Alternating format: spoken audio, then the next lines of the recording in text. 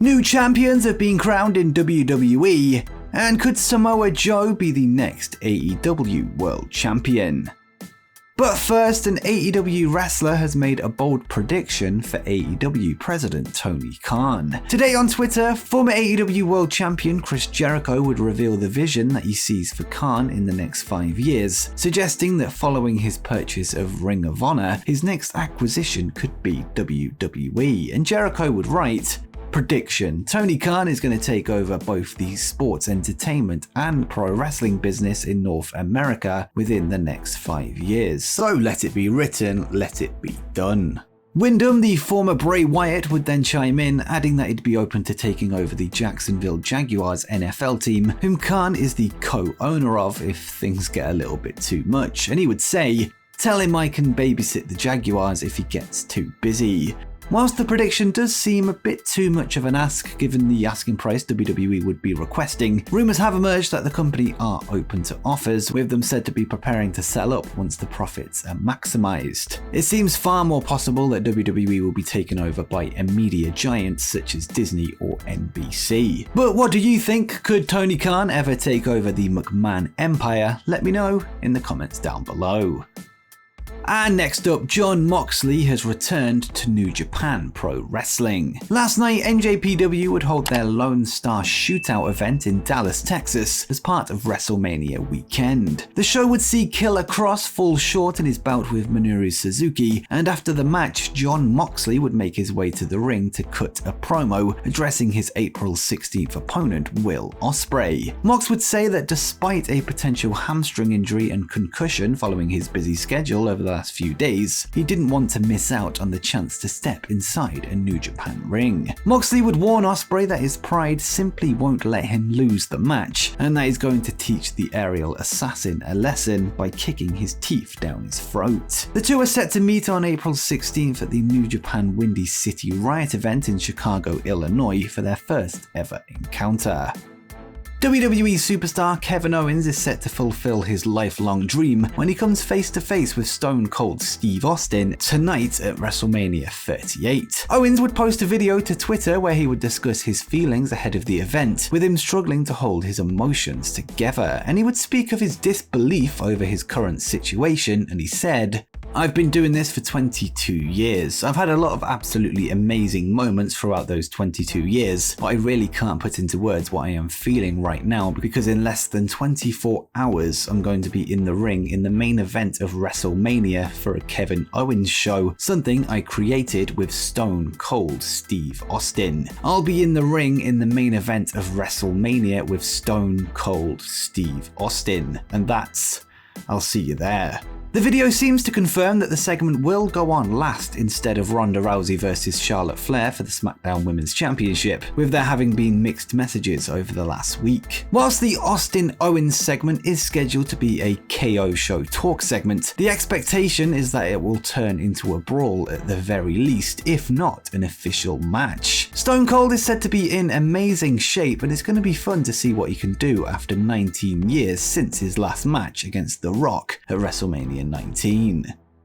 Next up, the Ring of Honor World Championship looks set to be defended on AEW television. At Supercard of Honor last night, Jonathan Gresham would defeat Bandido to be crowned the undisputed ROH World Champion, and the match would headline the first ever ROH show of the Tony Khan era. After the event, both Gresham and Khan would speak at the Supercard Media Scrum, where the new owner would reveal that he would love for the ROH World title to be defended on AEW Dynamite, Rampage, and pay-per-views. And he would say, "I would love to have Jonathan defend the title in AEW and on AEW programming. That's definitely something that is possible. Jonathan has traveled the world and he can tell you better than anybody about his vast experience in wrestling and all the championships he has held all over the world. I'm excited for him to defend the championship in AEW on lots of our great programming, and also there are a lot of great relationships we have with other companies and relationships Jonathan has with other companies, and there are a lot of exciting possibilities both in AEW and through the Forbidden Door."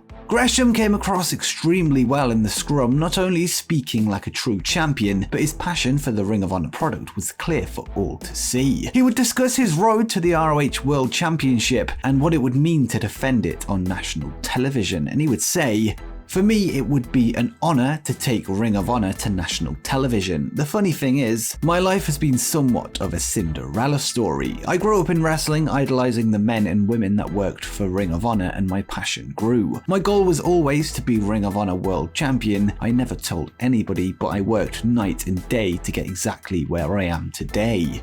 My goal along the way was to make sure that Ring of Honor lives on. I want to take the idea, the essence, the heart and soul of Ring of Honor to everybody around the world. Now that Tony Khan has acquired Ring of Honor, I can now do that. Now I can stick with the company that I have fallen in love with all these years ago. I don't have to wave another flag ever besides the Ring of Honor flag."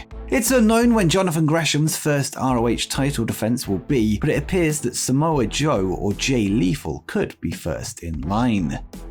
Tonight, new champions have been crowned in WWE. NXT Stand and Deliver has just wrapped up, with the event seeing 3 title changes on the night. The pre-show saw the NXT Women's Tag Belts on the line, with Toxic Attraction's Gigi Dolan and Jacy Jayne defending against the reunited Raquel Gonzalez and Dakota Kai. In the end, Kai and Gonzalez would walk away with the win, starting their second reign with the titles. The main show would then kick off with a fatal 5-way ladder match with the NXT North American Championship hanging high above the ring. Cameron Grimes would leave as champion, beating former holder Carmelo Hayes, Santos Escobar, Solo Sikoa, and Grayson Waller. MSK would later win the NXT Tag Team titles, defeating both Imperium and the Creed brothers in a triple threat tag match. The NXT Women's title was also on the line, but champion Mandy Rose would defeat 4 other women to retain her belt. She would overcome the challenge of Cora Jade, Io Shirai, and Kaylee Ray. And the show would be main evented by a bout for the NXT Championship, with impressive rookie Bron Breakker looking to regain his title against the current champion Dolph Ziggler. In the end, distractions from Robert Roode would help Ziggler retain, potentially setting up a main roster call-up for Breakker, which has been rumored over recent weeks.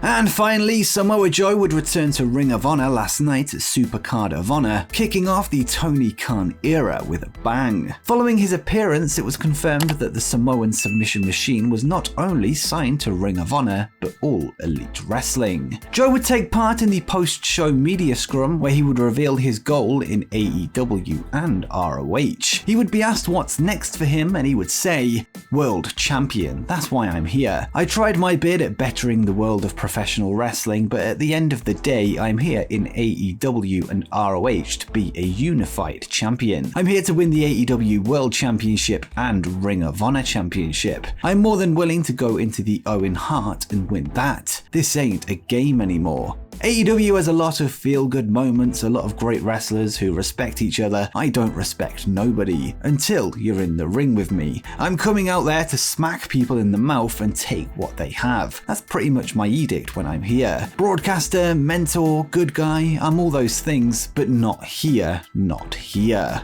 Joe would be asked if the addition of Ring of Honor to the AEW package helped make his decision easier, and he would respond, "It played a role. The initial discussion, obviously, Tony was playing his cards close to his chest and not revealing things, heavily alluded to it, but never quite revealing. It did play a role. Obviously, I have a lot of my legacy tied with Ring of Honor, and a lot of work that many fans have enjoyed over the years has been affiliated with the promotion. To see it and to be a part of it and help influence the future of it was kind of an unmissable opportunity." Joe would then reveal that he was involved in talks for WWE to buy the ROH video library before his release in January 2020, adding that he was surprised that Tony Khan was able to pull it off, and he said, "It was a major surprise to me, especially coming from my former position and how hard I was pushing to buy the library for the other company," meaning WWE. "It let me know why it was such a difficult process. When that did come up, at the same time having Tony have it and know how much he loves wrestling and knowing how much he loved ROH and product. Just from our meetings and the time knowing each other, I knew it would be in good hands. I knew it would be treated with respect and it would be kind of made available to the fans in the best way possible. I was very happy with it." Samoa Joe is now scheduled to appear this week on AEW Dynamite, with him likely kickstarting his first AEW feud, or perhaps continuing his heat with Jay Lethal after the close of ROH Supercard of Honor. Also, with the whole MJF Wardlow situation, perhaps Max is now looking for a security guard. The opposite situation from when he last met Joe. And before you go, make sure you check out 10 things that you didn't know about AEW's Hook.